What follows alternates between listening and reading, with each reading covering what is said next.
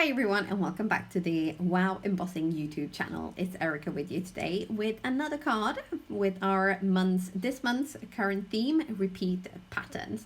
And I have a stamp here from Picket Fence Studios called Fruitylicious, which is actually designed to be repeat pattern stamped. How cool is that?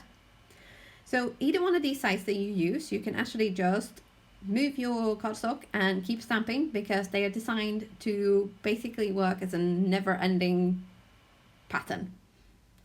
We're going to see this in action right here. So I've used a little bit of Bristol Vellum cardstock because I wanted to do some ink blending. And of course I'm using my ink pad or embossing pad even. And I'm going to be using Opaque Bright White Super Fine today because the stamp has got a lot of fine little details that I wanted them all to kind of stand out. And once you've done the first stamping, you just move your cardstock down. And even with just having used the embossing pad ink, no color or anything like that, it was so easy to get this lined up for the second part. So, I mean, I was like, seriously? This easy? Yeah, it was. And here's the star of the show, our Opaque Bright Wine. You want to make sure you get the super fine for all those fine details. And then we're going to tap off the excess. Sprinkle on a little bit more, because why not? And once we have tapped off all the excess, we are going to set this with the heat tool. And I'm using my little corkboard whenever I'm doing any heat embossing because it saves my fingers, and I have found that it does stop some of the warping on the paper when I have to use the heat tool in one particular area, like just a little bit too long. So I find that my cardstock comes off having been heat embossed and it's still pretty flat. So look at that, even though it's white on white, you can still see like lots of fine little details, and it's picked up beautifully. Then I tape down this panel to my work mat with some post-it tape, and we have grabbed some Distress Oxide inks, and I did grab 4, but I didn't actually use all 4. I just ended up using Twisted Citron, Squeezed Lemonade, and Mustard Seed. So we're going to start with the Twisted Citron, which is such a perfect name for this ink, and we're going to add some green to kind of get that lime juice feel or look, and then we're going to go in with Squeezed Lemonade for the sort of the softer yellow blend, and then we're going to finish off with Mustard Seed for that really deep rich yellow.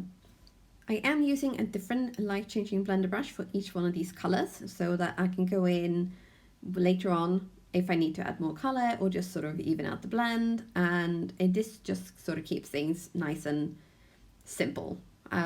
So I always find that I go back in with more color, just even if it's just to kind of make it more vivid or to smooth out that blend. So I try to make sure that I always use a different brush for each color. So you'll see I'll go back in with more Squeezed Lemonade to even out the blend between Mustard Seed and the Squeezed Lemonade, obviously. And then we're going to go back in with Twisted Citron to add more green for just more of an opaque look, because the first layer just kind of sort of faded out a little bit. And then once I was happy with the blend, that was done. That's it, no more color added. Take a little bit of kitchen roll and just gently wipe off the excess ink that's just sitting on top of those heat embossed lines, and it makes such a difference. So this is definitely a step that you're not going to want to skip. And that is our panel done. So super easy and so quick. Then for a sentiment, I wasn't quite sure whether I wanted this to be a thank you card or a hello card.